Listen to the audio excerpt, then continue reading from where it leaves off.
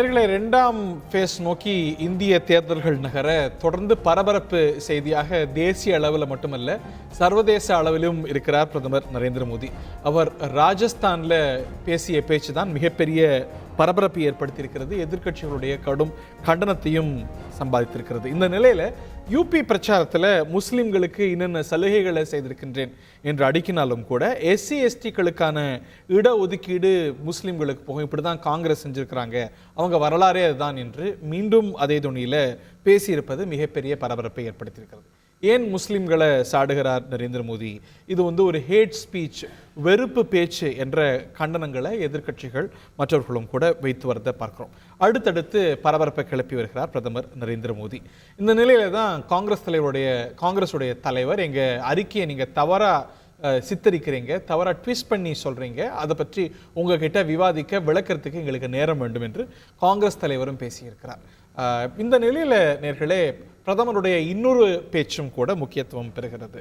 தன்னை வீழ்த்த, பிரதமர் நரேந்திர மோடியை வீழ்த்த சர்வதேச அளவில் சதி நடக்கிறது என்றும் கூறுகிறார் பிரதமர் நரேந்திர மோடி. இப்படி தொடர்ந்து பரபரப்பு செய்தியாக பிரதமர் இருக்க எழக்கூடிய கேள்வி, மோடி பிரச்சாரம் தடுமாறுகிறாரா அல்ல தடம் பதிக்கிறாரா? நிகழ்ச்சியில் நம்முடைய இணையக்கூடிய விருந்தினர்களை வரவேற்போம்.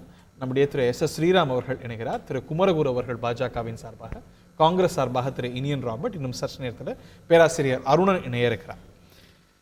திரு குமரகுரு, ஆப்வியஸ் ஃபர்ஸ்ட் கொஸ்டின் உங்களுக்கு தான். ஒரு பிரதமர் இப்படி தொடர்ந்து பேசலாமா? அந்த பதவிக்கு அவர் இருக்கிற உயரத்துக்கு இது அழகா என்ன பேசினாரு பாருங்க.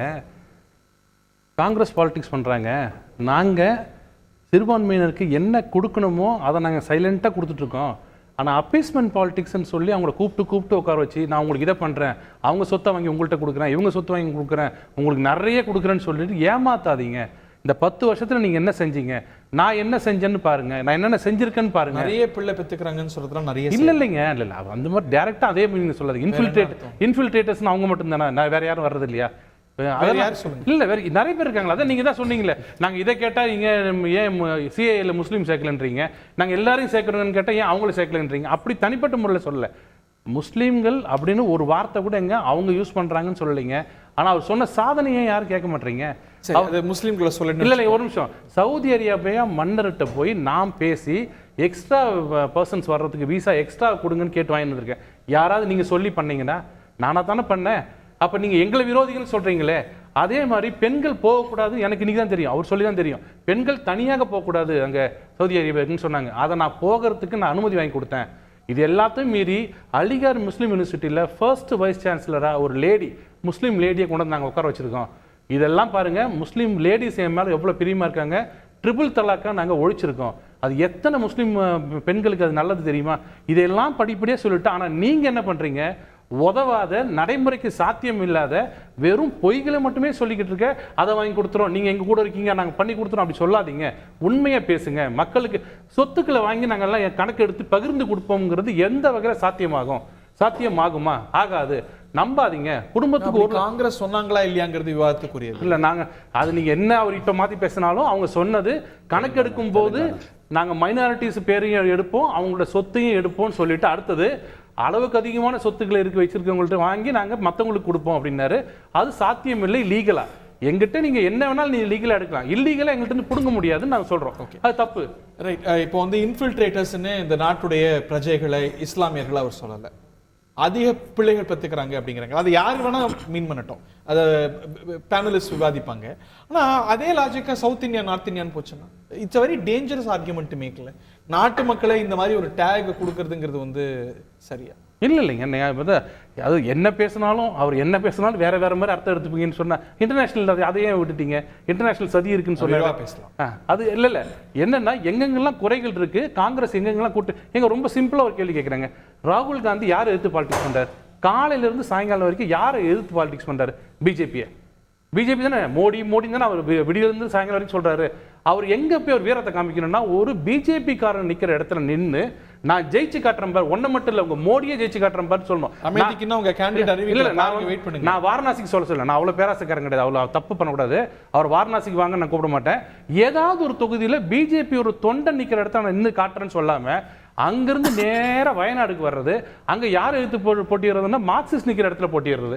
இங்க அப்படி சொல்லிட்டு அங்க டெல்லியில போய் பக்கத்து கை கோத்துட்டு இருக்கிறது. என்ன அர்த்தம்னா கொஞ்சம் அட்ஜஸ்ட் பண்ணிக்கங்க, என்ன மட்டுமாவது வயநாட்டுல கொஞ்சம் பாஸ் பண்ணி விடுங்க, அதை கொஞ்சம் பார்த்துங்கன்னு சொல்ற சந்தேகம் வருமோ வராதா? நீங்க நேரடியாக எதிர்க்கிறது யாரு? பிஜேபி தானே. பிஜேபி பண்ண சொல்லுங்க. அப்ப எதுக்கு சொல்றேன்னா, அவங்க காலையில இருந்து சாயங்காலம் வரைக்கும் அஜெண்டாவே நாங்கள் ஆட்சிக்கு வந்து நாட்டில் பல நன்மைகளை செய்வோம்னு சொல்லல. மோடி அவர்கள் வரக்கூடாது, வரவே கூடாது. அவங்க எப்படி இருந்தாலும் அப்படி சொல்ற சித்தாந்தத்துக்கு தான் அவர் விளக்கம் சொல்றாரு. இப்படிலாம் நம்பாதீங்க, அவங்க ஜாதி வச்சு அரசியல் பண்ணுவாங்க, மொழியை வச்சு அரசியல் பண்ணுவாங்க, சிறுபான்மையினர் சொல்லி பண்ணுவாங்க, நாங்க அதை பண்ண மாட்டோம், ஆனா எங்களை தான் டேக் பண்றாங்க, நாங்க வந்து அரசியல் நாங்க சமூகத்துக்கு எதிரி இல்ல, அப்பீஸ்மென்ட் பாலிடிக்ஸ்க்கு தான் எதிரின்னு ஒரு விளக்கம். ஆமா, அப்பீஸ்மென்ட் பாலிடிக்ஸ் தான் சொல்றேன். ஏன்னா இத்தனை வருஷமா இருந்தாங்கல்ல, நீங்க தயவுசெய்து யோசிச்சு பாருங்க. 10 வருஷமா காங்கிரஸ் இருந்தது இல்ல, ஏதாவது ஒரு விஷயத்துல நாங்க இதை செஞ்சிருக்கிறோம், முஸ்லீம்களுக்கு செஞ்சிருக்கோம், அவங்க இன்னும் பாவம் நம்பி அவங்க இன்னும் கீழே தான் போயிட்டு இருக்காங்க. யூபியில் இன்னைக்கு முஸ்லீம்ஸ் எவ்வளவு சந்தோஷமா இருக்காங்கன்றதை நீங்க நேரடியாக பார்த்துருப்பீங்க. ஓகே, திரு இனியன். இல்ல, ஒரு சமூக அரசியல் பிரச்சனையை வந்து ஒரு தனிப்பட்ட பிரச்சனையா மாற்ற முயற்சிக்கிறாரு, நான் புரிஞ்சுக்கிறேன். பிரதமர் அவர்கள் மிக தெளிவாகவே குறிப்பிட்டிருக்கிறார், நிறைய குழந்தைகளை பெற்றுப்பாங்க ஊடுருவக்காரர்கள் அப்படின்னு சொன்னாலே இந்தியாவில் மக்களுக்கு ஒரு புரிதல் உண்டு. அவர் யாரை சொல்றாரு, அதுல குறிப்பாக அவர் இஸ்லாமியர்கள் தான் சொல்றாரு என்ற புரிதல் எல்லா அரசியல் தெரிஞ்ச எல்லாருக்குமே இருக்கு. அதில் இஸ்லாமியர்களை சொல்லலை அப்படின்னா வேற யாரை சொன்னாரதை அவங்க சொல்லணும், அதில் ஒரு தெளிவு இருக்கணும். அப்போ நாங்க எப்படி பார்க்குறோம் அப்படின்னா, ஒரு தேர்தல் பயம் அல்லது ஒரு தேர்தலில் ஏற்படக்கூடிய தோல்வியினுடைய விரக்தியில பிரதமர் உலகிட்டு இருக்காரு நாங்க பார்க்கிறோம். ஒரு பிரதமர் பதவியை தாண்டி அவர் வயதுக்கான முதிர்ச்சியும் தாண்டி பேசிட்டு இருக்கிறாருன்னு எங்களுக்கு தோணுது. என்ன சொல்றாரு அவரு? காங்கிரஸ் கட்சியினுடைய தேர்தல் அறிக்கையில வளத்தையும் செல்வத்தையும் பிரிச்சு கொடுக்குறேன்னு சொல்லியிருக்காங்க அப்படின்னு சொல்லியிருக்காரு. அதை வந்து மிஸ்இன்டர்பிரேட் பண்றாரு. இப்ப எப்படின்னா, நாங்க ஒரு கம்யூனிஸ்ட் ரிஜிம்ல இருக்கிற மாதிரி நாங்க சொத்தை பிடுங்கி மற்றவங்களுக்கு கொடுக்கிற மாதிரியான சிஸ்டத்தை நாங்க அதுல ப்ரொபோஸ் பண்ணல. நாங்க என்ன சொல்லியிருக்கோம்னா, வெல்ஃபேர் ஸ்கீம்ஸ் மூலமாக, நலத்திட்டங்கள் மூலமாக, ப்ரொஃபசர் கோச்சுக்கு போறாரு இல்ல, நலத்திட்டங்கள் மூலமாக ஜனநாயக ரீதியில உங்களுக்கு அது நீங்க கம்யூனிஸ்ட் திட்டத்தை மிஸ்இன்டர்பிரேட் பண்றீங்கன்னு அவர் சொல்வாரு. உங்களுக்கு இப்போ ஒரு கேரளா மோட்ல இருக்கீங்களோ? சாரி, தமிழ்நாடு கேரளா ஒரு டிக்டேட்டர்ஷிப் வச்சுப்போமே, நம்ம லெட்ஸ் சே டிக்டேட்டர்ஷிப் ஒரு டிக்டேட்டர்ஷிப் ரெஜிம்ல இருக்க மாதிரி சொத்துக்களை பிடுங்கி ஏழைகளுக்கு கொடுக்கிற மாதிரியான நிலைப்பாடு இல்ல. வெல்ஃபேர் ஸ்கீம்ஸ் மூலமாக பெண்களுக்கும் வேலை இல்லாத இளைஞர்களுக்கும் நாங்க நல்வாழ்வு திட்டங்கள் மூலமாக ஸ்டைப்பன் மாதிரி கொடுக்கிறோம், அதன் மூலமாக குவிந்து உள்ள செல்வத்தை பிரிச்சு கொடுக்கிறோம்ன்றதான் சொல்லியிருக்கோம்.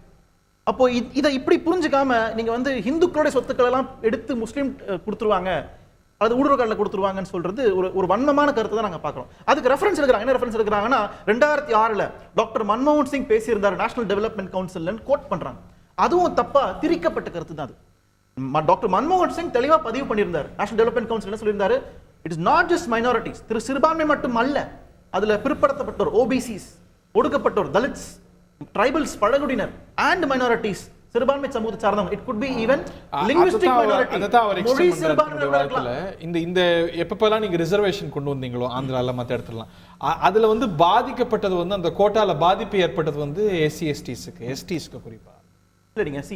சோஷியல் ஜஸ்டிஸ் எக்ஸ்டெண்ட் பண்ணணும்ன்றதான், சமூக நீதியை நீட்டிக்க வேண்டும் என்றுதான் காங்கிரஸ் கட்சியினுடைய தேர்தல் இருக்கிறது. சமூக நீதியில பிரச்சனையே இல்லைன்னு யாருமே சொல்லல. இடஒதுக்கீடு அமைப்புல சில குளறுபடி நடந்திருக்குது.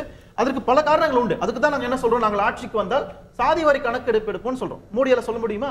2014 சொன்னாரு, இன்னைக்கு சொல்ல முடியுமா அவரால? 75 வருஷம் கழிச்சு சொல்றீங்களா? இல்ல, உங்களுக்கு யார் பெரும்பாலும் ஆண்டது யார்? மண்டல் கமிஷன் ரெக்கமெண்டேஷன் இம்ப்ளிமெண்ட் பண்ணது யார்? 92ல காங்கிரஸ் அமல்படுத்தியது. ஹையர் எஜுகேஷன்ல ஓபிசிக்கான இடஒதுக்கீடு கொண்டு வந்தது யாரு? காங்கிரஸ் கொண்டு வந்தது. அரசியல் வாட் எவர் கொண்டு வந்து நாங்க தானே. பிஜேபி 10 வருஷம் ஆட்சி இருந்த பிஜேபி கேசன்ஸ் எடுக்கவே இல்லை. எதுக்கு நீங்க ஓபிசி கொடுத்து எந்த வித முன்னேற்றம் நீங்க எழுப்பவே இல்லை? காஸ்ட் சென்சஸ் இப்ப நீங்க திமுக கேட்கலாம், மத்தவங்க கேட்கலாம், நீங்க கேட்கலாமா? நீங்க ஏன் நீங்க கொண்டு வரேன்னு சொல்றது வார்த்தைக்குரிய, அது பேசலாம். பட் உங்க அந்த தார்மீகம் உங்களுக்கு இருக்கா? You could have done it. இவ்வளவு விஷயத்தை செய்யாது. No, we have done it. நாங்க தான் வந்து ஃபர்ஸ்ட் ஓபிசி ரிசர்வேஷனுக்கான காலேக்கார் கமிஷன் அமைச்சது நேரு தலைமையிலான காங்கிரஸ் அரசு. மண்டல் கமிஷன் ரெக்கமெண்டேஷன்ஸை ஃபுல்லா இம்ப்ளிமெண்ட் பண்ணது நரசிம்மராவ் பீரியட்ல.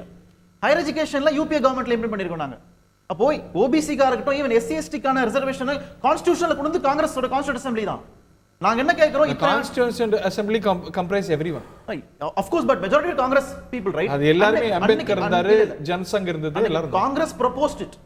அன்னைக்கு உள்ள இருந்த இந்து மகாசபா எதிர்த்தாங்க, காங்கிரஸ் ஆதரிச்சு கொண்டு வந்திருக்கோம். அப்போ நான் என்ன கேட்கிறேன், பிஜேபி நீங்க ஓபிசிக்கு என்ன பண்ணிருக்கீங்க 10 வருஷம்? நான் கேட்கிறேன், ஒண்ணுமே பண்ணல.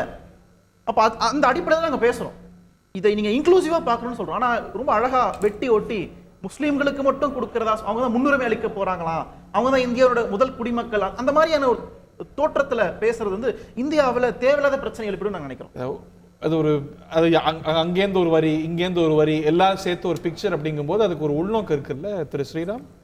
இல்லை, நீ இது வந்து அப்பீஸ்மெண்ட் பாலிடிக்ஸை எக்ஸ்போஸ் பண்ணால் கன்வீனியன்ட்டாக அதை வந்து மதத்தில் திருப்பி விடுறது. யார் திருப்பி விட்டது? காங்கிரஸ் இண்டி மதத்தை எழுப்பினது யாரு? மதத்தை இல்லை, அப்பீஸ்மெண்ட் பாலிடிக்ஸை பற்றி தான் பேசுகிறாங்க. இந்த மதம் அந்த மதம் என்று பேசலை. நீங்கள் ஒரு சமுதாயத்தை மட்டும் அந்த ஓட்டுக்காக நீங்கள் அதை அப்பீஸ் பண்ணுற போது பெரும்பான்மையான மக்களுக்கான அந்த பிரச்சனைகளை சொல்வதில் எந்த தவறும் இல்லை. There are 22 political parties in India for 20 crore people.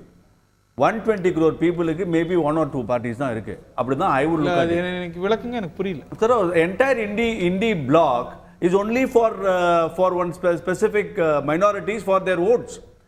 So because you think majority is split anyway, அந்த ஸ்பெசிஃபிக் அந்த மைனாரிட்டியோட ஓட் மேக்ஸ் த டிஃபரன்ஸ்ன்றதுனால if you go over about obviously someone has to say you are over, நீங்க இங்க போறீங்கன்னு சொல்றாங்க. அததான் இன்னைக்கு பிரதமர் பண்ணாங்க. நான் ஒண்ணே கேட்றேன், எந்த இடத்துல வீட்ல இருக்க தங்கத்தை எல்லாம் பிரிச்சு கொடுங்க. இல்ல, நீங்க இத கேளுங்க. பிரதமர் வந்தா எலெக்ஷன் இல்லாம போயிடும், ரேஷன் கடை மூடிடும். நீங்க வந்து நாளைக்கு இது பண்ண ஒரே லாங்குவேஜ், ராகுல் காந்தி தானே ஒரே லாங்குவேஜ் தான் எல்லாத்தையும் திணிக்கப்படும். How do you say this? இதெல்லாம் is it not a fear mongering campaign? இது மாதிரி பிரதமர் வந்தா இது நடந்துரும், அது நடந்துரும், இதை மாத்திடுவார், அதை மாத்திடுவார். த மோஸ்ட் டெமோக்ராட்டிக்கா 9 வருஷத்துல இருந்தது பிரதமர் மோடி அவர்கள். இது எல்லாருக்கும் தெரிஞ்ச விஷயம் தானே. ஸோ அவர் வந்து என்ன சொன்னதை 100% திரு மன்மோகன் சிங் said. அவர் சொன்னதுல அது அந்த ஹையரார்கி தான் difference. Our SC ST OBC but he used the word particularly Muslim youths should be given the first right for resources in India. அதுக்கான மீனிங் என்ன? இததான் நம்ம எதிர்க்கிறோம். அவர் வந்து அதோட அவர் எல்லாத்தையும் சொன்னாரு, நானும் மறுக்கல. But the word particularly makes significance. அதுல முக்கியத்துவம் இருக்கு. முக்கியமாக இஸ்லாமிய இளைஞர்களுக்கு தான் முன்னுரிமை கொடுக்கணும்ன்றது தவறான விஷயம். when you talk about a secular nation, நீங்க வந்து ஏழை யாராக இருந்தாலும் மேல தூக்கிடுவாங்கன்னு சொல்லுங்க, 100% உண்டு.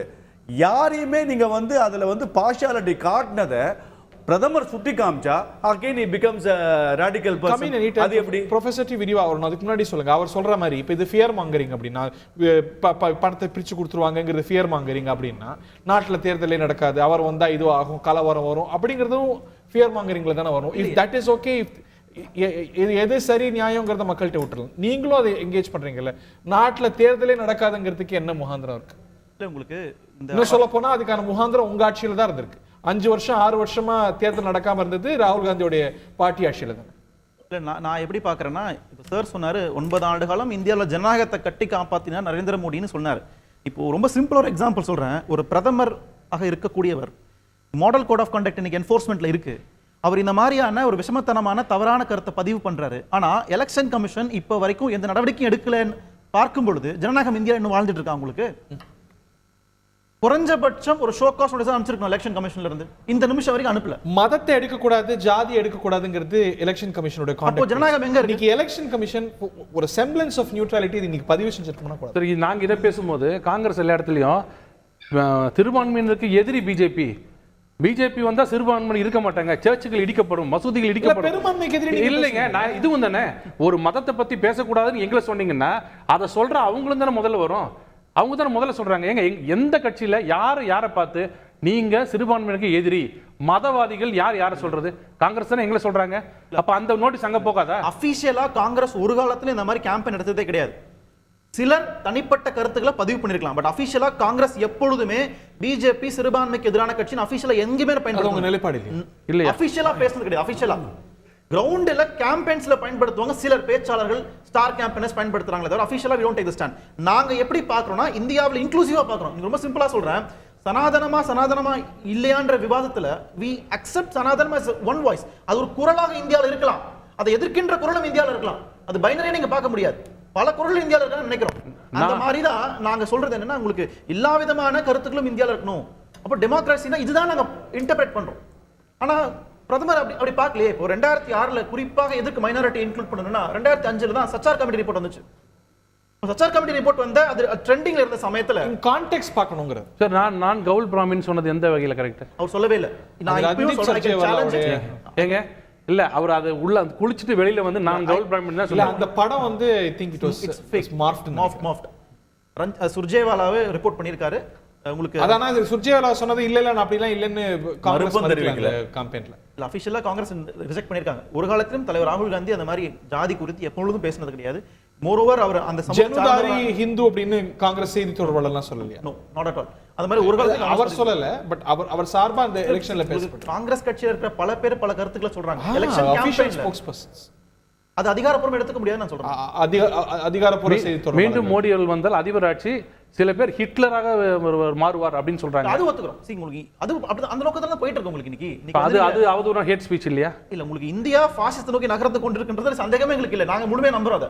இந்தியாவுல ஒற்றையாட்சி நோக்கி நகர்கிறது தலைவர்கள் மேல விமர்சனங்கள் ஒரு பக்கம், சமூகங்களிடையே பதற்றம் ஏற்படுது. these are two different things. சமூகத்துக்குள்ள பதற்றம் ஏற்படுத்துறது நீங்க தான் சொல்றோம்.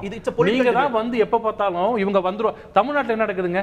எங்கேயாவது போய் பாருங்க, சிறுபான்மையினர் பார்த்தீங்கன்னா கேளுங்க, ஜாக்கிரதையா எனக்கு ஓட்டு போட்டு திமுக ஓட்டு போட்டு இல்லைன்னா பிஜேபி உள்ள வந்துரும் அப்படின்னு சொல்றது என்ன வகையில கரெக்ட்? ப்ரொஃபசர் இது எல்லா மட்டங்களிலும் ஒரே நிமிஷம் அது சொல்லிடுறேன். அப்பா அவர்களும் சொல்றாரு, நீங்க உங்க மனசு வச்சதுனால தான் இன்னைக்கு திமுக ஆட்சிக்கு வந்ததுன்னு கிறிஸ்துவர்கள் மீட்டிங்ல பேசுறாரு. நீங்க மனசு வச்சதுனால தான் உங்களை நாங்க மறக்க மாட்டோம் அப்படின்னு என்ன அர்த்தம்? அதுக்கு நீங்க அப்போசிஷன் நீங்க எல்லாம் சேர்ந்து எங்களுக்கு ஓட்டு போடு, இதுதான் அப்பீஸ்மெண்ட்ன்றது. ஒன்னும் செய்ய மாட்டோம், ஆனா உங்களையே நாங்க அப்பீஸ் பண்ணிட்டு இருப்போம்னு தான் சொல்றோம். ப்ரொஃபசர்,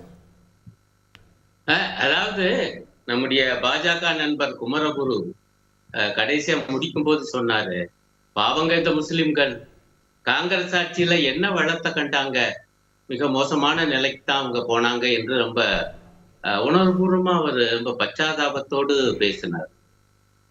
இந்த நிலைமையை மாற்றுவதை மனதில் வைத்துக் கொண்டுதான் அன்றைக்கு 2006 மன்மோகன் சிங் பேசினார். அந்த பேச்சுடைய அது அப்பவே இதே போல கலப்புனாங்க. ஆனால் உண்மை என்ன என்று அப்பொழுதே பிரதம மந்திரி அலுவலகத்திலிருந்து அரசு சார்பாக விளக்கம் கொடுத்துட்டாங்க. அது நாங்க அப்படி சொல்லவே இல்லை. அவரு அதாவது minorities have first claim on resources என்று பிரதம மந்திரி பேசல. அவர் பேசியது அனைத்து விளிம்பு நிலை மனிதர்களையும் வைத்துத்தான் என்று அந்த முழு பத்தியை அப்படியே கொடுத்திருக்காங்க. அவர் collective priorities are clear along with the programs for the upliftment of SCs, STs, OBCs, minorities, women and children. இத சொல்லி வரும் பொழுதுதான் மைனாரிட்டிஸ் வரும்போது ஒரு விளக்கம் கொடுக்கிறாரு.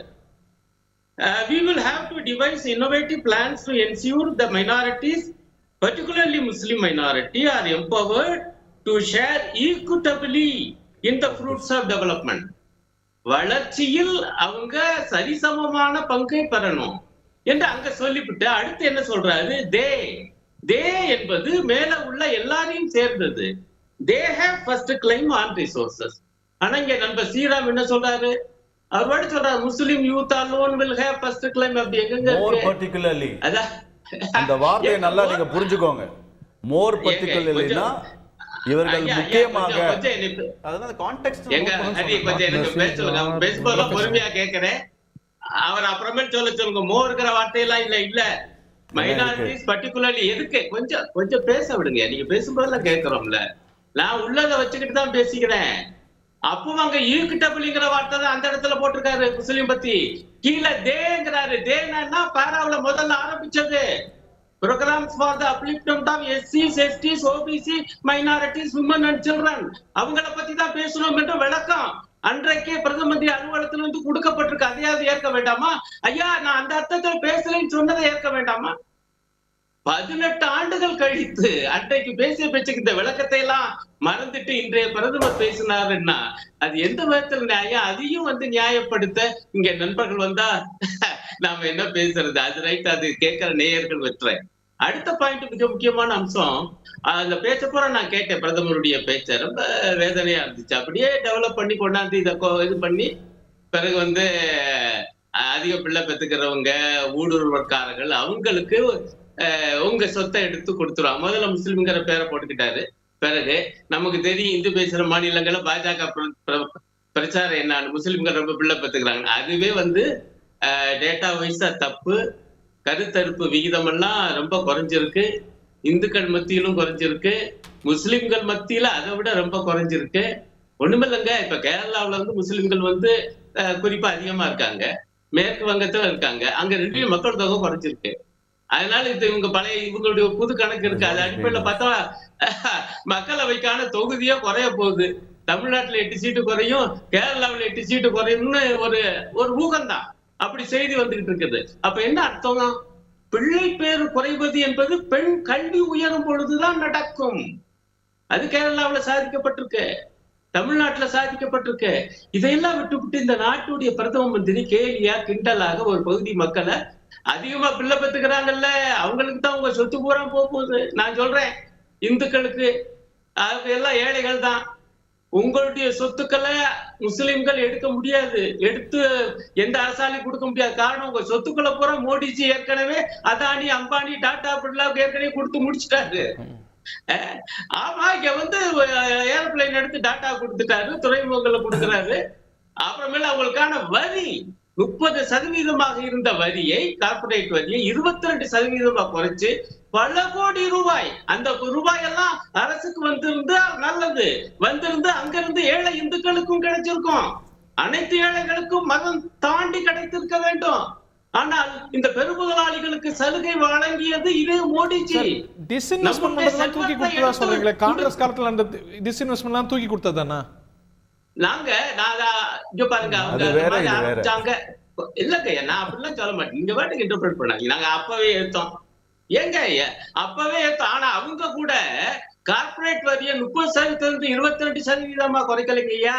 ஏன் குறைச்சாங்க? அவங்களே கூட ஏர் இந்தியாவை தூக்கி டாட்டா கொடுக்கலைங்கய்யா, அவங்களே கூட துறைமுகங்களை கொடுக்கலைங்க, அவங்களே கூட பொதுத்துறை நிறுவனங்களே இருக்கக்கூடாது, ஒழித்து கட்டுவோம் என்கிற RSS உடைய கோட்பாட்டை பின்பற்றலைங்களையா. அந்த வித்தியாசம் இல்லையா? மோடி பார்லிமெண்ட்ல பேசினாரு, பொதுத்துறை நிறுவனங்களோட எண்ணிக்கை கூடி இருக்கு, எங்க லாபம் கூடி இருக்கு. லாபம் அதான் எண்ணிக்கை எப்படி போடுச்சு? எண்ணிக்கை தான் நான் இப்பவும் கேட்கிறேன். கோட்பாடு RSS கோட்பாடு என்ன தெரியுமா? அவங்களே சொல்லியிருக்காங்க, இந்த state has no business to do business. தெரியுமா மிஸ்டர் ஹரி? இதுதான் அவங்களுடைய கோட்பாடு. மன்மோகன் Singh said, I want to come here. Manmohan, I want to come here. 1 minute. Manmohan, right after this, right? No, Manmohan Singh said we are no business in lending, so we sold HDFC Bank, Axis Bank, ICICI Bank. இதெல்லாம் government banks ஏன் வித்தாரு மன்மோகன் சிங்? அதுக்கு பதில் சொல்லுங்க. We are not in the business of lending for houses. சொன்னது திரு மன்மோகன் சிங். சொல்லுங்க. அதை நாங்க சொன்ன உடனே தானே சொல்லுவீங்க நீங்க, அதுக்கு முன்னாடி சொல்ல மாட்டீங்களே. வெறும் மோடி மட்டும் தான் எல்லாம் பண்ண மாதிரி தானே சொல்லுவீங்க. முதல் போர்ட்டை, முந்திரா போர்ட்டை கொடுத்தது வந்து திரு ராஜீவ் காந்தி, அதானிக்கு கொடுத்தது முதல் போர்ட்டை, GVKக்கு ஏர்போர்ட்டை கொடுத்தது திரு மன்மோகன் சிங். அவர்கள்லாம் பண்ணாங்க போர்ட்டையும் ஏர்போர்ட்டையும். பிரதமர் வந்து இங்க பண்ணல, ஞாபகம் வச்சுக்கோங்க. இல்ல அவரே பேசட்டும், ஒரு கேள்வி கேட்கலாம், நான் பதில் சொல்லலாம். அவரே லெக்சர். இங்க பாருங்க, நான் கேட்கிறேன், அப்படி வந்து பொதுத்துறையை டிஸ்இன்வெஸ்ட்மெண்ட் ஆரம்பிச்சது காங்கிரஸ், அதை அன்றைக்கே கம்யூனிஸ்டுகள் எதிர்த்தோம். ஆனால் அவங்க கூட இந்த அளவுக்கு பொதுத்துறையே இருக்கும். இப்ப பாருங்க, இவரே செய்யறாம ஏதோ பதில் சொல்றாரு, ஐயா அவங்க பண்ணாங்க அதை கண்டிக்கா, நாங்க அதைத்தான் பண்றோம். எங்க காங்கிரஸ் சேர்த்து தானே நீங்க வந்திருக்கீங்க, வந்து காங்கிரஸ் கொள்கை இன்னும் தீவிரமா கடைபிடிச்ச இந்த கொள்கைய, இது என்ன நியாயம்? இதுக்கேங்க நீங்க வரணும், அவங்களே எடுத்துக்கலாம்ல. அது மக்கள் டிசைட் பண்ணுவாங்க. இல்லங்க, அது நீங்க டிசைட் பண்ணணும். இல்ல முடிச்சு அப்புறம் என்ன, அது ரைட். அப்ப வாங்க, அப்ப நான் கேக்குறேன், உங்களுடைய கோட்பாடு என்னவென்றால், இந்த மக்களுடைய சொத்தை பூரா எடுத்து சில பெரும் முதலாளிகளுக்கு தருவது, அதன் காரணமா மக்களுடைய செலவு மட்டுமல்ல, குறு சிறு நடுத்தர தொழில்களை நாதியற்று நடுத்தருவில் நிறுத்துவது என்பதுதான் உங்களுடைய கோட்பாடு. அதனாலதான் இன்னைக்கு திருப்பூரும், கரூரும், ஈரோடும் இந்த மாதிரி பிரச்சனைகளை வந்து மாட்டிக்கிட்டு இருக்குது. அவங்களுக்கான பருத்திக்கு இறக்குமதி வரியை கூட்டுவீங்க, பங்களாதேஷ்ல இருந்து பனியன் வந்து இறக்குமதி அதிகப்படுத்துவீங்க, அவங்க பாவம் கொந்தளிச்சு போயிருக்காங்க. இப்படித்தான் செல்வத்தை பூரா. அதே போல என்ன பண்ணீங்க, நீங்க வந்து பொதுத்துறை வங்கிகளை பயன்படுத்தி, அதுக்கு மட்டும் அதை பயன்படுத்தி நீங்க ஏகப்பட்ட கடன் கொடுத்து, அவ்வளவு வராக்கடன் என்று ரைட் ஆஃப், இந்த ரைட் ஆஃப்க்கு ஒரு விளக்கு சொல்றீங்க. ஆனா நான் என்ன கேட்கறதுன்னா, ரைட் ஆஃப் பண்ணதுல நாங்க வீடு வாங்கினா எவ்வளவு வாங்குறீங்க? 12 லட்சம் கோடி ரூபாய் தள்ளுபடி. ஐயா, 12 லட்சம் கோடி ரூபாய் தள்ளுபடி பண்ணிருக்கீங்க, அல்ல 1.5 லட்சம் கோடி ரூபாய் மீட்டு இருக்கீங்க. 4 லட்சம் கோடி தவறு. 10 ஆண்டு சரியா வச்சுக்கோ, 4 லட்சம் கோடி. நீ அதெல்லாம் என்கிட்ட கணக்கு இருக்கு, உங்க கணக்கு கூட ஒத்துக்கிறேன். எப்படி கேது இந்த 10 லட்சம் என்னாச்சு? அது மட்டும் இல்ல, யூபி அரசாங்கம் கொடுத்த லோனுங்க, அது வந்து பாஜக கொடுத்த லோன் இல்ல. ரகுராம் ராஜனை போய் கேளுங்க, யாருக்கெல்லாம் எப்படி அந்த லோனை கொடுத்தீங்க, அவங்க எல்லாம் தகுதியானவர்களா இல்ல அள்ளி கொடுத்தீங்களான்னு நீங்க ரகுராம் ராஜனை கேளுங்க, மன்மோகன் சிங்கை கேளுங்க. இங்க வந்து இப்போ வந்து நீங்க தள்ளுபடி பண்ணணும் நீங்க சொல்லாதீங்க. ப்ரொஃபசர் நான் வரேன் முடிச்சு. என்னங்க 10 ஆண்டுகள் ஆட்சியில இருந்துவிட்டு அதுக்கு முன்னாடி ஏங்க அவங்க ஆட்சியில தானங்க தப்பிச்சு வெளிநாட்டுக்கு போனாங்க. ஒருத்தர் பிடிச்சீங்களா ஐயா? சுவிஸ் பேங்க்ல இருக்கக்கூடிய கருப்பு பணத்தை எடுத்துட்டோம்ல. பற்றி ஆமா எடுத்தீங்க. பணத்தை எடுத்தாச்சு. நீரவ் மோடி எங்கே, மல்லையா எங்கே? மல்லையா பணம் வந்தாச்சு இல்ல, மல்லையாவும் வருவார். ஏங்க வரிக்கு வரி அவர் பதில் பேசுறாங்க. அப்ப அவர் வாய்ப்புல நான் பேசியிருக்கேன். பேசுங்க. ஆமா நீங்க பேசுங்க ஐயா. ஆனா இப்படி தலையிட்டீங்கன்னா கேட்கறவங்க புரிச்சுக்குவாங்க நீ உங்களுடைய பண்பு பற்றி. நான் கேட்பது இப்படி எப்படி தப்பி போனாங்க? ஒருத்தங்களை கூட மீட்கல 10 ஆண்டு சுவிஸ் வங்கியில் இருக்கக்கூடிய கருப்பு பணத்தை ஏன் கைப்பற்றுனீங்க? எல்லாரும் பிரிச்சு தர வேணாம் ஐயா. ₹1 கைப்பற்றுனீங்களா 10 ஆண்டு காலத்துல? அப்ப இந்த செல்வத்தை கொள்ளையடிக்க விட்டது நீங்க. ஆனா பழிய தூக்கி முஸ்லிம் மக்கள் மீது போடுறீங்களே, இதை விட ஒரு கொடூரம் வேற எதுவும் இருக்க முடியாது. ஒரு சொல்ல பிரதம மந்திரி என்பவர் இன்றைய தினம் இந்த நாட்டினுடைய அவமான சின்னமாக மாறி போனார் இப்படி பேசியதன் மூலம். 30 seconds. இல்லைங்க, இந்த டிஸ்இன்வெஸ்ட்மெண்ட் ஆரம்பிச்சது யாரு? அது அந்த பாயிண்ட் திருப்பியும் சொல்றேன். யூபிஏ அரசாங்கத்தில் 88,000 கோடிக்கு பொது நிறுவனத்தை இதே மன்மோகன் சிங் அரசாங்கம் தான் வித்தது. 88,000 கோடிக்கு. ஏர் இந்தியா வந்து உங்களால் ப்ராஃபிட்டை நடத்த முடியல, உங்களால் அதை விற்க முடியல, யாரும் வாங்கறதுக்கு ஆள் இல்லை. அதுக்கு திராணி இல்லை யூபிஏ அரசாங்கத்தில். இங்கே இருக்கக்கூடிய எவ்ரிடே 1.5 கோடி ரூபாய் லாஸ் அந்த ஏர் இந்தியாவை வைத்திரு வரைக்கும். அது மக்கள் வரி பணம். அதனால் அந்த ஏர் இந்தியாவை விற்றாங்க. இவர் சொன்னார் இப்போ போர்ட்டை கொடுத்துட்டாங்க. அதை ஆரம்பித்தது முழுக்க காங்கிரஸ். டெல்லி ரயில்வே ஸ்டேஷனை முதல்ல அதை வந்து தனியாருக்கு தாரை வார்த்தது காங்கிரஸ்.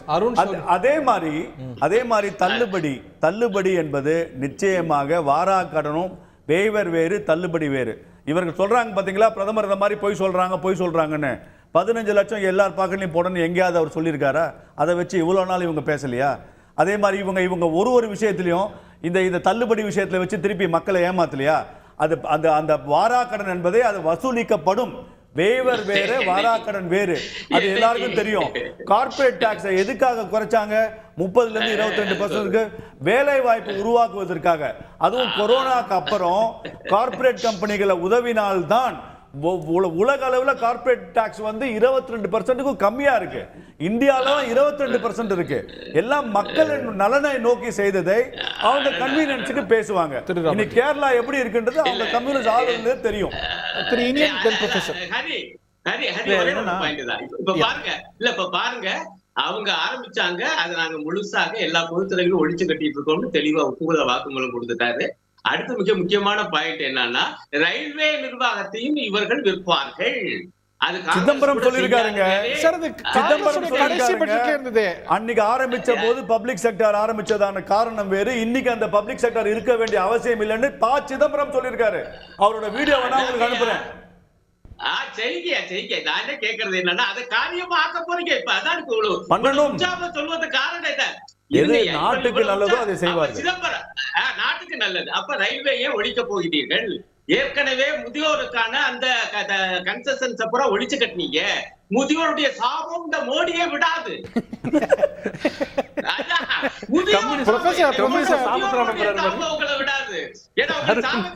கேரளால பஸ் டிரான்ஸ்போர்ட் டிரைவரும் கண்டக்டரும் உங்களை சாபம் விட்டு இருக்காரு.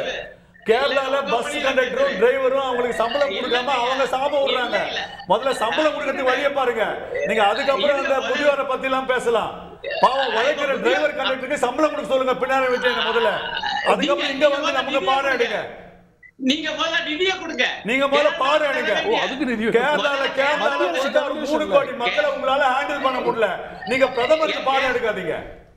ஏங்க கேரளாவுக்கு நிதியை கொடுக்கலன்னு சொல்லி உச்சநீதிமன்றத்திலே சொல்லிச்சு உங்களுக்கு. உங்களால முதல்ல பொருளாதாரத்தை ஒழுங்கா ஹேண்டில் பண்ண முடியல உச்சநீதிமன்றம் சொல்லிச்சு. அதை சொல்லிக்கலாம். இங்க சொல்லல சொல்லிருக்கு. நீங்க மறக்கிறீங்க, நீங்க போய் சொல்றீங்க. ஆமா நீங்க ரொம்ப உண்மையானவர். நான் சொல்றது என்னன்னா, நிதி தர வேண்டும் என்றால் சொல்லியிருக்கேன். இல்லை செய்க. பாஜக அல்லாத மாநிலங்களுக்கு இப்படி நிதி தராமல் இருப்பது மிக மிக தவறு. அது என்னன்னு பேசுங்க என்று மிக தெளிவாக உச்ச நீதிமன்றம் சொல்லி இருக்குது. நான் மீண்டும் கேட்கிறேன், இந்த மாதிரியாக ரயில்வே துறையை ஒழித்து கட்டுகிற வேலை இன்றைக்கு நீங்கள் செய்கிறீர்கள். பொதுமக்கள் இதை அனுமதிக்க மாட்டார்கள். நிச்சயமாக தோல்வியை சமர்ப்பிப்பார்கள். Points to make. தாண்டி என்னுடைய கேள்வி, இந்த அப்பீஸ்மெண்ட் டாக மீண்டும் அவங்க வலியுறுத்துறாங்க. அது எப்படி பேட்டில் பண்ண போறீங்க? இல்ல முதல்ல நம்ம நிறைய டைவர்ட் ஆகி போயிட்டு நினைக்கிறேன். அதனால நீங்க கொண்டு வந்துட்டீங்க திருப்பி நீங்க. ஆக்சுவலி ஸ்ரீராம் சாரோட பாயிண்ட் நான் கவுண்டர் பண்ணிட்டு அப்புறமா அதுக்குள்ள வரேன் நான். Go ahead. அவர் சொல்லும்போது டிஸ்இன்வெஸ்ட்மெண்ட் பாலிசி அவங்க கிளைம் பண்ணிக்கிறாங்க பிஜேபி. அது நிச்சயமா நாங்க கொடுக்க மாட்டோம் அவங்களுக்கு. ஏன் அப்படின்னா காங்கிரஸினுடைய அந்த நியூ எக்கனாமிக் ரெஃபார்ம்ஸ் புதிய பொருளாதார கொள்கையில் இருக்கிற நிலைப்பாடு ஸ்டாண்டும் பிஜேபியோட ஸ்டாண்டுக்கும் பெரிய டிஃபரன்ஸ் இருக்கு, பெரிய வேறுபாடு இருக்கு. நாங்க டிஸ்இன்வெஸ்ட்மெண்ட் பாலிசி எப்படி ப்ரொபோஸ் பண்ணியிருக்கோம்னா இந்தியாவில் எந்த நிறுவனங்கள் நலிவடைந்து இருக்கிறதோ லாபம் ஏற்ற முடியாமல் இருக்கிறதோ அந்த நிறுவனங்களை தனியார் மயமாக்கலான்றது தான் எங்களுடைய கொள்கையாக இருக்கிறது. நாங்க வந்து HAL-க்கு வர வேண்டிய ஒரு டெண்டரை நாங்க வந்து ரஃபேலுக்கு போய் நாங்க கொடுக்கல. நாங்க வந்து LIC-யை நாங்க பிரைவேடைஸ் பண்ண முயற்சி பண்ணல. அப்ப எந்த நிறுவனங்கள் பொருளாதாரத்தை நலிவடைந்து இருக்கிறதோ அதுதான் டிஸ்இன்வெஸ்ட்மெண்ட் பண்ணி பிரைவேடைஸ் பண்ணணும்னு எங்களுக்கு கொள்கை சொல்லுது. NLC செஞ்சீங்க, ஜெயலலிதா எதிர்கொண்டாங்க. NLC வந்து அன்றைக்கு அதை கடுமையான எதிர்ப்பதனால நாங்க வித்ரா பண்ணிட்டு கடைசி நிமிஷத்துல நாங்க அப்போ அதுதான் சொல்றேன் நான். இந்த கொள்கையை சரியா புரிஞ்சுக்காம பிஜேபி அதுக்கு ஒரு புள்ளிவரம் கொடுக்குறாங்க. உங்க ஆட்சியில 2014ல நெட் ப்ராஃபிட் வந்து 1.2 லட்சம் கோடியாக இருந்தது. இப்போ PSU நெட் ப்ராஃபிட் பாத்தீங்கன்னா 2.5 லட்சம் கோடி. இது உங்க குற்றச்சாட்டு அநியாயமானது. நாங்க வந்து PSUஸை லாபகரமா நடத்துறோம். நீங்க லாபத்தை நடத்துறது மட்டும் முக்கியம் இல்ல. 10 வருஷமா ஒரு பப்ளிக் செக்டரும் தொடங்கவே இல்லை. நீங்க லாபம் போறது இயற்கையாகவே ஒரு பொருளாதார அடிப்படையில எல்லா நிறுவனங்களும் எந்த வேகமான வளர்ற பொருளாதாரத்துல பொதுத்துறை நிறுவனங்கள் புதுசா தொடங்கிட்டு இருக்காங்க. புரியல. உலகத்துல பிரிட்டன்லயோ யுஎஸ்ஓலயோ பொது பிரிட்டன் இந்தியாவோட கம்பேர் பண்ண முடியாது. இந்தியாவில் இருக்கிற சூழ்நிலையில நீங்க பப்ளிக் செக்டர் நிறைய வேலைகளை குறிப்பாக சொல்லணும் ரிசர்வேஷன் பப்ளிக் செக்டர்ல தான் கொடுக்க முடியும். இப்ப நாங்க எங்க தேர்தலுக்கு சொல்லிருக்கோம்ல ரிசர்வேஷன் பிரைவேட் செக்டர் நாங்க சொல்லிருக்கோம். அப்ப நீங்க ரிசர்வேஷன் சோஷியல் ஜஸ்டிஸ் நீங்க இம்ப்ளிமெண்ட் பண்ணணும்னா அது நீங்க பப்ளிக் செக்டர் அவசியம் இல்ல. அப்போ நீங்க 10 ஆண்டு காலமா ஒரு பொதுத்துறை நிறுவனத்தை நீங்க தொடங்கவே இல்லை நீங்க. அப்ப அதுதான் நாங்க கேட்கிற கேள்வியா இருக்கீங்க. அண்ட் ரெண்டாவது அப்பீஸ்மெண்ட் குறித்து நீங்க கேட்டீங்க. நான் திருப்பியும் சொல்றேன், காங்கிரஸ் கட்சி எப்பொழுதும் எந்த சமூகத்தையும் அப்பீஸ் பண்ணல. நாங்க யார் ஒடுக்கப்படுறாங்களோ யார் அப்ரேஸ் ஆறாங்களோ உங்க பக்கம் நாங்க நின்றுக்கோம். ஹத்ராஸ்ல ஒரு தலித் பெண் வந்து பாலியல் கொடுமைக்கு உள்ளாக்கப்பட்ட பொழுது அந்த பெண்ணுக்காக நின்றார் தலைவர் ராகுல் காந்தி. உங்களுக்கு ஆசிஃபா என்கிற ஒரு 8 வயது பெண் பாலியல் உள்ளாப்பட்ட போது காஷ்மீர்ல அங்க கூட நின்னாங்க. ஆனா குற்றவாளிக்கு யாரு கூட நின்னது? இதே பிஜேபி சார்ந்து நின்னாங்க. அப்ப இதுதான் டிஃபரன்ஸ் உங்களுக்கு எங்களுக்கும். நாங்க அப்பீஸ்மெண்ட் ஒரு காலத்துல நாங்க பண்ணதில்லை. நீங்க வச்சிருக்கிற பேர் தான் அப்பீஸ்மெண்ட். நாங்க கடைபிடிக்கிறது இன்க்ளூசிவ் பாலிடிக்ஸ் தான். நாங்க இங்க அப்ரெஸ்ட் கம்யூனிட்டிஸ் கூட நிக்கிறது அப்பீஸ்மெண்டா? இந்த சந்தோஷ் காலியை பத்தி விட்டாரு. அங்க அதையே அங்க அங்க அங்க அதை மட்டும் அங்க போல கர்நாடகா அங்க எங்க போனாலும் அதே ஹிந்துஸ் எங்காவது பாதிக்கப்பட்ட யாரும் வர்றது இல்ல. அங்கேயும் அதான் சொல்றேங்க, இது வந்து ஒரு ஒரு கோட் ஆஃப் இல்ல ஹிப்போக்ரஸின்னா யாருன்னா இந்த காங்கிரஸ் கூட்டணி கம்யூனிஸ்ட் தான்.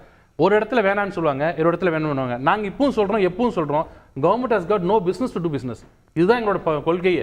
லாஸ் வந்ததுன்னா அது மக்களுக்கு தப்பான விஷயம் தான், அது வேண்டாம்.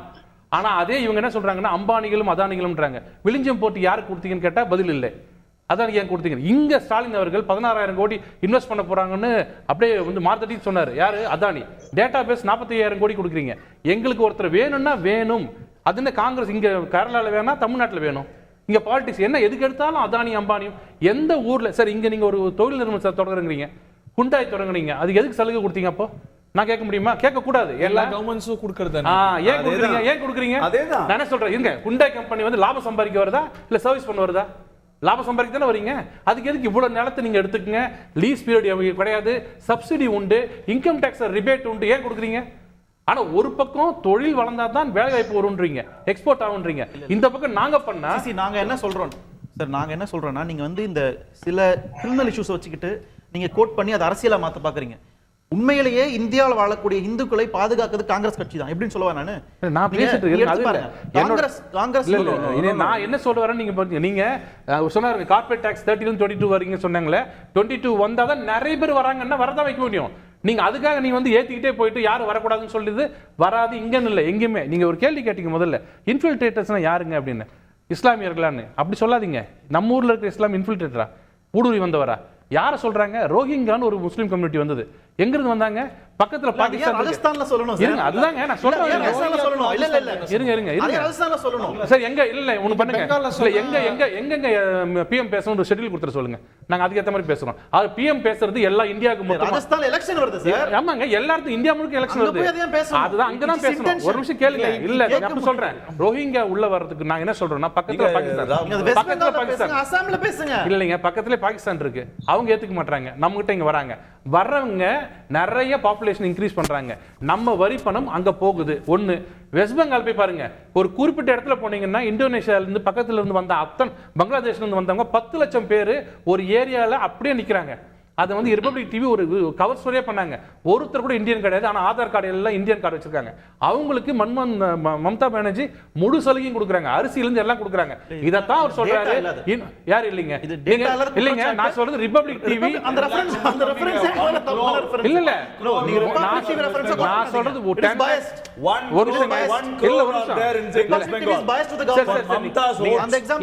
டென்ஷன் ஆக வேண்டாம். நான் இப்ப சொல்றேன், அங்க நிறைய இன்ஃபில்ட்ரேட்டர்ஸ் வந்து வெஸ்ட் பெங்கால் இருக்காங்கன்றது உண்மை. நான் 10 லட்சம் டன் 1 கோடி ஏதோ ஒண்ணு, அவங்களுக்கு நாம எதுக்கு டாக்ஸ் எடுத்து கொடுக்கணும்? இங்க இருக்கிற இஸ்லாமியர் எங்க சகோதரங்க, அவருக்கு ஏன் நாங்க பேச போறோம்? அங்க இருந்து வர்றவங்க தானே பேசுறோம், அங்க இருந்து வர்றவங்களையும் பேசக்கூடாது, இங்க இருந்து பேசக்கூடாது. ஓவைசி என்ன பேசுறாரு? இல்ல ஓவைசி என்ன பேசுறாரு? கிளியரா சொல்லி இன்சினுவேட் பண்ணி ஒரு நிமிஷம். ஓவைசி ஒன்னு சொன்னாருங்க, ஒரு கண்டனம் யாராவது ஒருத்தர் சொன்னாங்களா?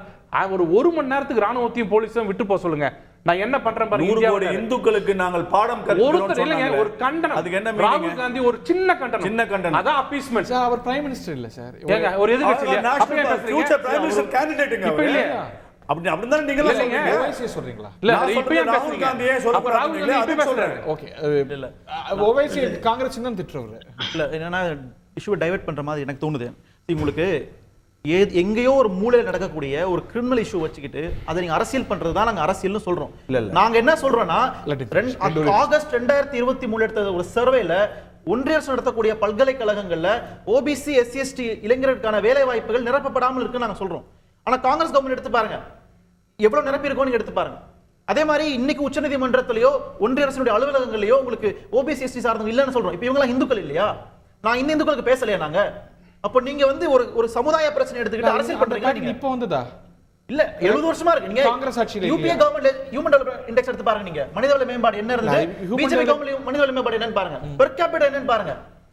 இதெல்லாம் பாதிக்கப்படுறது யாரு சார்? இது 10 இந்துக்கள் தான் பாதிக்கப்பட்டிருக்காங்க.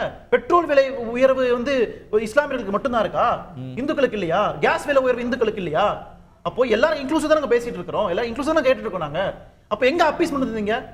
சமுதாய பிரச்சனை எங்க நடக்கிற ஒரு கிரிமினல் இஷ்யூ, இண்டிவிஜுவல் இஷ்யூ எடுத்துட்டு வந்து நீங்க சோஷியலைஸ் பண்றீங்களா, பொலிட்டிசைஸ் பண்றீங்களா? அதுதான் நாங்க தப்புன்னு சொல்றோம் நாங்க. ஓகே திரு ஸ்ரீராம், இது வந்து இன்னைக்கு மன்மோகன் சிங் 2006ல பேசினது, காங்கிரஸ் அறிக்கையை வந்து நாளாச்சு. இன்னைக்கு பேசுறீங்க அப்படின்னா யூ ஆர் நாட் கான்ஃபிடென்ட். இப்போ வந்து உங்களுடைய எண்ணிக்கையில நீங்க 400 கூட ரிப்பீட் பண்ண மாட்டேங்கிறீங்க. இப்போ உங்களுக்கு ஒரு அச்சம் இருக்கு, அதோடைய வெளிப்பாடு தான் இது அப்படின்னு விமர்சிக்கிறவங்க இருக்கிறாங்க. இல்ல இப்போ இனியன் சொன்னார் பார்த்தீங்களா, அரசியல் ஆக்குறோன்னு. எங்கெல்லாம் பாஜக அங்கே அரசாங்கம் இருக்கோ அங்கே பெண்களுக்கு ஏதேனும் ஒரு தவறு நடந்தால், நடக்கக்கூடாது தவறு நடந்தால் குடும்பமாக அங்கே போய் அந்த பெண்ணும் அந்த ஃபேமிலியெல்லாம் நீங்கள் விசாரிக்கிற நீங்கள் ஆளுகின்ற மாநிலத்தில் ஏதேனும் ஒரு பெண்ணுக்கு இதே தவறு நடந்தால் ஏன் அங்கே போக மாட்டேங்கிறீங்க? குறிப்பாக அது இந்து பெண்களாக இருந்தால். முந்தானேத்தி கர்நாடகாவில் நடந்ததா இல்லையா? ஒரு பெண் கொலை செய்யப்பட்டாரா இல்லையா? அதுவும் காங்கிரஸை சார்ந்த ஒரு கார்பரேட்டரின் பெண் கொலை செய்யப்பட்டார். அவரை வந்து யார் கொண்டார் என்று அவரை பேர் கூட சொல்லக்கூடாது என்று அவருக்கு அழுத்தம் கொடுக்கப்பட்டதா இல்லையா? இது யார் செய்யற அரசியல்? இந்த அரசியலை தான் நீங்க செய்யக்கூடாதுன்னு சொல்றோம். வேற எதுக்காகவும் எல்லாரையும் சமமா பாருங்க. இன்ஃபில்ட்ரேட்டர்ஸை மட்டும்தான் நம்ம வெஸ்ட் பெங்கால்லையும் அசாம்லையும் வாக்குக்காக நீங்கள் வைக்கும் தவறை சுட்டி காட்டுறதுல பிரதமர் செஞ்சதுல என்ன தப்பு இருக்கு? இந்த லைனை திடீர்னு எடுக்க அது ஒரு இண்டிவிஜுவல் காங்கிரஸ் அறிக்கை வந்து ரொம்ப நாள் ஆச்சு. why now? நீங்க are you jittery about the numbers? Not at all. நீங்க வந்து இன்ஸ்டாகிராம்ல இருங்க, நீங்க ஃபேஸ்புக்ல இருங்க, ஜாலியா இருங்க. வருஷம் 1 லட்சம் ரூபாய் கொடுக்குறோம் ராகுல் காந்தி சொல்றாரு. Is that a தவறானது? No, he has spoken that அந்த வீடியோ பாத்துருக்கேன். தவறானது இல்லை. நான் உங்களுக்கு இப்போ உங்களுக்கு வீடியோ காட்ட முடியும். இன்டர்பிரட் பண்றாங்க. ஜமாவ் நீங்க ஜாலியா இருங்க. நீங்க இன்ஸ்டா பாருங்க. வேலை வாய்ப்பு இதுதான் ஒரு பிரைம் மினிஸ்டர் இளைஞர்களுக்கு இல்ல. நீங்க அந்த இன்ஸ்டாகிராம்ல இருந்து ஃபேஸ்புக்ல இருந்து வெளியில வந்து நாட்டுக்கு ஸ்டைஃபண்ட் உங்க பேருங்க இல்ல. அதுக்கு நீங்க ஒரு வார்த்தை கொடுக்குறீங்க. நீங்க ஜாலியா ஃபேஸ்புக்ல இருங்க, நீங்க வந்து இன்ஸ்டாகிராம்ல இருங்க. நாங்க வருஷம் 1 லட்சம் ரூபாய் கொடுத்துறோம். அதுதான் இதுதான் உங்களுடைய direction to youth in India. அத பிரதமர் பண்ணலன்றதே பாயிண்ட். சொன்னீங்களா இல்லையா? ஒரு பெண்ணுக்கு 1 லட்சம் ரூபாய் கொடுக்கறாங்க, ஒரு குடும்பத்துக்கு 15 கோடி குடும்பம் இருக்குன்றாங்க. இன்டு ஒரு 1 லட்சம் போட்டா 15 லட்சம் கோடி வேணும். கம்யூனிஸ்ட் வாயை திறக்க மாட்டாங்க. அது எங்க இருந்து பணம் வரும் கேட்க வேணாமா? இல்ல இருக்கு. நீங்க பட்டேல் இல்ல 1000 கோடி 1000 ரூபாய் நிறைய இருக்கு. அதான் 1000 ரூபாய் நீங்க கொடுக்கறதா சொல்றீங்க. 8000 கோடி அந்த பணம் இருக்கு. ஒரு பெண்ணுக்கு பணத்தை கொடுப்பாங்க. மகளிருக்கு 1000 ரூபாய்னு சொல்றீங்க. இல்ல உங்க பார்ட்டி கூட ட்ரஸ்ட்ல நிறைய கோடி கோடியே பணம் வச்சிருக்கீங்க. உங்க பார்ட்டி ட்ரஸ்ட் எடுத்து எல்லாரும் கொடுக்க சொல்றீங்க. இல்ல 1000 காசு கிடையாது. 1000 ரூபாய் ஹரி ஒரு குடும்பத்துக்கு கொடுக்க மகளிர் கொடுக்கன்றாங்க. ஆனா அங்க வந்து ப்ராப்பர்ட்டி டாக்ஸும் மின் கட்டணம் பாருங்க. 2 மடங்கு ஏறிடுச்சு. பணத்தை கொடுக்குறாங்க, வாங்கிக்கிறாங்க பணத்தை. ஆனா ஒரு இடத்தோட கம்யூனிஸ்ட் கேட்கல. எப்படிங்க இவ்வளவு பணம் கொடுப்பீங்க காங்கிரஸ்? எங்களை வர கூட வச்சுக்கிறீங்களா நீங்க? கேரளா தானே வேற மாதிரி பேசுறீங்க. அப்புறம் இன்னொன்னு அவர் இன்னொன்னு பிரதமர் சொன்னது தெளிவுபடுத்திட்டாரு. இல்ல ஒரு நிமிஷம், ஒரு ஸ்கீமை ப்ரோபோஸ் பண்ணிருந்தோம் சார் நாங்க. இல்ல ஒரு நிமிஷம், இன்டர்நேஷனல் சதின்னு சொன்னதுக்கு ஒரே வார்த்தை சொல்றேன். நீங்க எல்லாம் பேசலாம். அவர் மோடி அவர்கள் சொல்றது என்னன்னா, எல்லாம் பண்றீங்க, நம்ம வளர்ச்சி எல்லாம் நீங்க மறுக்கலாம் இல்லைன்னு. ஆனா உலக நாடுகள் இந்தியா வளர்றத பாக்குது. என்னதான் பாராட்டினாலும் பல நாடுகளுக்கு நம்ம அச்சத்தை ஏற்படுத்தியிருக்கிறோம். சர்வதேச சதிங்கிற ஆங்கிள் எப்படி பார்க்க? நம்ம அப்படி அதை வந்து இருந்ததுன்னா நம்ம லேசா எடுத்துக்கூடாதுன்னு ப்ரொஃபசர். சைனா கூட எடுத்துங்க. அதுல இல்ல யுஎஸ் கூட குறிப்பா சைனா. நான் என்ன சொல்ல வர்றேன், சர்வதேச சதி அப்படின்னா எந்த நாடுன்னு பிரதமர் சொல்லட்டும்ங்கிறேன். இப்ப யாரா இருந்தா என்ன, நட்பு எந்த ஒரு நாடாக இருந்தாலும் சீனாவாக இருந்தாலும் உள்நாட்டு விவகாரத்தை தலையிடக்கூடாதியா. அதான் கம்யூனிஸ்டுடைய நிலைப்பாடு. ஆனா அவர் பேர்லாம் சொல்ல மாட்டாரு, சும்மா குருடா வர்றாரு தோல்வி பயத்துல. அதெல்லாம் ஒரு இதே இல்லைங்க. நான் எனக்கு ரொம்ப மகிழ்ச்சியான விஷயம் குமரகுருடைய பேச்சு தான். சூப்பரா சொன்னாரு பாருங்க ஐயா. ஆமையா, எங்களுடைய கோட்பாடே அதுதான். பொதுத்துறை இருக்காதியா, அரசு the state has no business to do business. இதுதான் எங்க கொள்கைனாரு. இந்த நிகழ்ச்சியை கேட்கிற நேயர்களே தயவு செய்து புரிந்து கொள்ளுங்கள். மீண்டும் மோடி ஆட்சிக்கு வந்தால் இருக்கிற அனைத்து பொதுத்துறைகளையும் காலி செய்து விடுவார். ஆகவே எஸ்சி இந்துக்களுக்கு, எஸ்டி இந்துக்களுக்கு, ஓபிசி இந்துக்களுக்கு பொதுத்துறை நிறுவனங்களில் இருக்கக்கூடிய இட ஒதுக்கீடு காலியாகிவிடும். ஆகவே இததான் ஒண்ணுமல்ல. இப்ப ரயில்வே பத்தி கூட பேச்சு வந்துச்சு.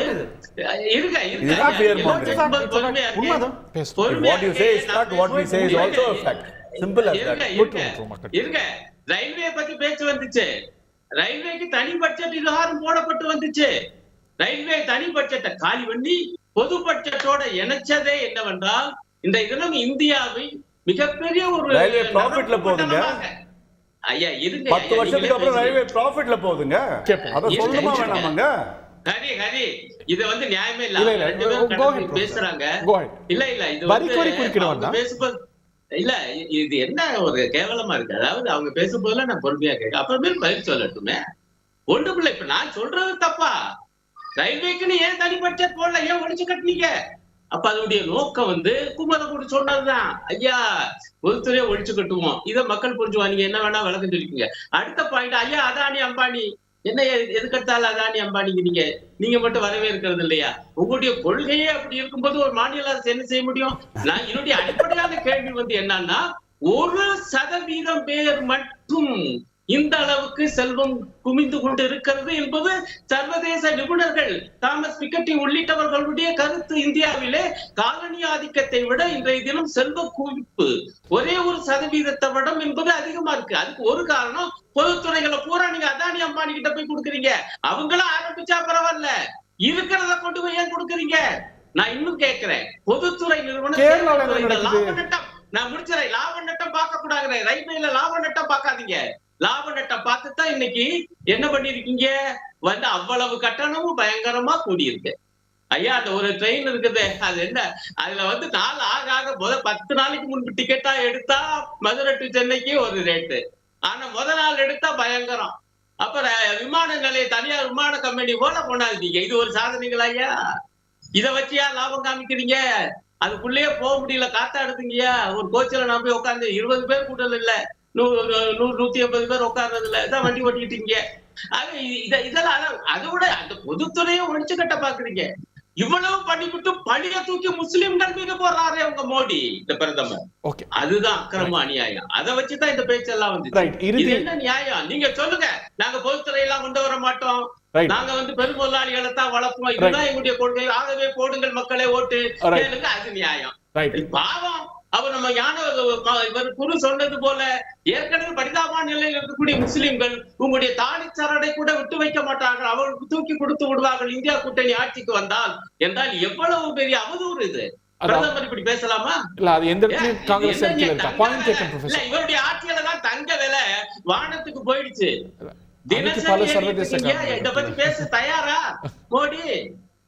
எப்படி தங்க விலை கூடுது இப்படி இவருடைய ஆட்சியில்? ஏதாவது தங்க விலைக்கு மத்திய அரசு காரணம், அதுக்கு எவ்வளவு காரணம். தங்க விலை கூடுச்சுன்னா நீங்க சந்தோஷப்படுங்க, மக்களுக்கு வாங்கும் சக்தி இருக்கிறதுனால தான் தங்க விலை கூடுது.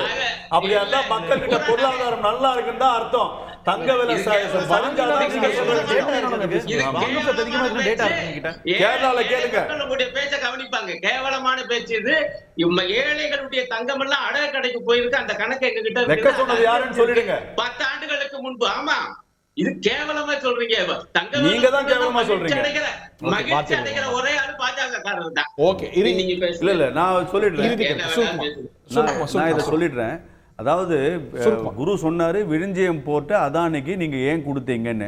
காங்கிரஸ் டெண்டர் இல்லாமே கொடுத்துச்சு. அவங்க ஃப்ரெண்டு அதானிக்கு ஃப்ரெண்டு காங்கிரஸ், அதனால டெண்டர் போடாம கொடுத்தது. இவங்க தான் நியாயவான்களாச்சே. இவங்க ஆட்சிக்கு வந்த உடனே டெண்டரே இல்லாமல் கொடுத்த அந்த அதானியை தூக்கி வெளியில போட்டுட்டு டெண்டர் போட வேண்டியதானே. இங்க வந்து அமுக்கமா சைலண்டா உட்கார்ந்து இருக்காரு திரு அருணன் அவர்கள். இவர்கள் வந்து அதானி அம்பானிக்கு பாடம் எடுக்காதீங்கன்னு தான் சொல்றோம். அதே மாதிரி ரயில்வேஸுக்கு எங்கேயும் இனி வரைக்கும் இல்லாம 2,40,000 கோடி லாபம் ரயில்வேஸ்க்கு வந்திருக்கு. நீங்க ஃபியர் வாங்குறீங்க. வந்து பிரதமர் சொல்றாருன்னு சொன்னீங்கன்னா முழுக்க முழுக்க இந்தி கூட்டணி இந்த மாதிரியே பயமூட்டியே ஆட்சிக்கு வரலாம்னு நினைக்கிறாங்க. கேரளால பஸ்ஸுக்கும் பஸ் டிரைவருக்கும் பஸ் கண்டக்டருக்கும் சம்பளம் கொடுக்க சொல்லுங்க. இன்னைக்கு ஐஓசி வந்து கேரளா டிரான்ஸ்போர்ட்டுக்கு டீசல் கூட கொடுக்க மாட்டேங்குது. இதுதான் இவர்கள் ஆளுகின்ற லட்சணம். இவர் பிரதமரை பார்த்து இவர் வந்து பாடம் எடுக்க வேணாம், கேரளாவை மட்டும் ஒழுங்கா பாருங்க. அதுதான் நான் உங்களுக்கு கொடுக்கக்கூடிய அறிவுரை. அதானி விமானத்துல மோடி போக மாட்டாரு. ரயில்வேயே விற்க மாட்டோம் சொல்ல தயாரா? ஓகே, மோடி முதல்ல சொல்லுங்க மோடியை. நீங்க முதல்ல அதானி விஜயம் போட்டு கேன்சல் பண்ணுங்க. ஐநா சபையில டெண்டரே இல்லாத கொடுத்த பாடத்தை விஜயம் போட்டு கேன்சல் பண்ணுங்க. நீங்க அப்புறம் அதானி பத்தி பேசலாம். அது வரைக்கும் உங்களுக்கு யோகியதே இல்ல அதானி பத்தி பேசலாம். இல்ல இல்ல, அதானி விமானத்துல போற விஜயம் போட்டு கேன்சல் பண்றீங்க பேசுங்க அருணன். ஓகே. ஐநா சபையில அங்கீகரிக்கப்பட்ட மொத்த நாடுகள் 193 நாடுகள் சார். அது 66 நாடுகள் பிரதமர் போயிட்டு வந்துட்டாரு, பல நிகழ்ச்சி கலந்துட்டு வந்துட்டாரு. ஆனா இன்னைக்கு என்ன சொல்றாருன்னா வெளிநாடுகள் சதி பண்றாங்கன்றார். இல்ல நான் அப்போ நீங்க இவ்வளவு நாடுகளுக்கு போயிட்டு என்ன உறவை நீங்க ஏற்படுத்திருக்கீங்க? உங்களுடைய வெளியுறவு கொள்கை failure, external affairs policy failure ஆயிருக்கு 10 வருஷத்துல. சைனா பத்தி சார் பேசினாரு. லடாக் எல்லையில 10,000 ஸ்கொயர் கிலோமீட்டர் யார் ஆக்கிரமிச்சிருக்கா? அருணாச்சல் பிரதேசல 20,000 ஸ்கொயர் கிலோமீட்டர் யார் ஆக்கிரமிச்சிருக்கா? சைனா கிராமத்துக்கு பேர் வச்சிருக்காங்க. அப்போ நீங்க என்ன டிஃபென்ஸ் எடுத்தீங்க இது வரைக்கும்? நீங்க உங்களுக்கு தேசபக்தி பத்தி ரைட்ஸ் இருக்கு உங்களுக்கு. ரெண்டாவது 2014 மோடி என்ன சொன்னார் கொஞ்சம் ரிவைண்ட் பண்ணி பாருங்க. அதான் டிபேட்டோட மையமா இருக்குன்னு நினைக்கிறேன். சுருக்குமா, கருப்பு பணத்தை ஒழிப்பேனாரு, ஊழலை ஒழிப்பேனாரு, வேலைவாய்ப்பு அதிகரிப்பேன்னு சொன்னாரு, டாலர் நிகரா இந்திய ரூபாய் கொண்டுறேன்னு சொன்னாரு சார். இதை விட மிகப்பெரிய ஒரு பொய் எதுவுமே இருக்காது. 10 வருஷத்துல என்ன பண்ணாருன்னு கேக்குறேன் நான். 10 வருஷத்துல இந்த இன்ஃப்ளேஷன்லாம் வருதுன்னாங்க, எல்லாமே எங்க போய் கடைசியில போய் இம்பாக்ட் வந்து வருதுன்னா எக்கானமில வரும். எக்கானமில 5th எக்கானமியா ஒரு கண்ட்ரி போய் நிக்குதுன்னா இது எல்லாம் சேர்ந்து தான் வரும். இவங்க ஒண்ணா எடுக்கிறாங்க, ஒருத்தர் கூட பதில் சொல்ல மாட்டாங்க. 5th எக்கானமி இவ்வளவு பிரச்சனைக்கு அப்புறம் வர முடியுமா?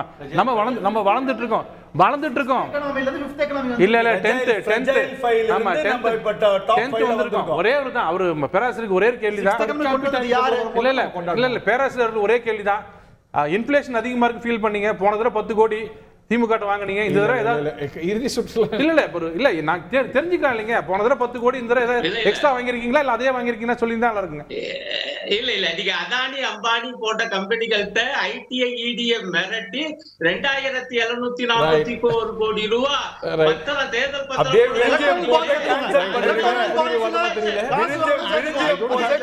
பண்ணுங்க.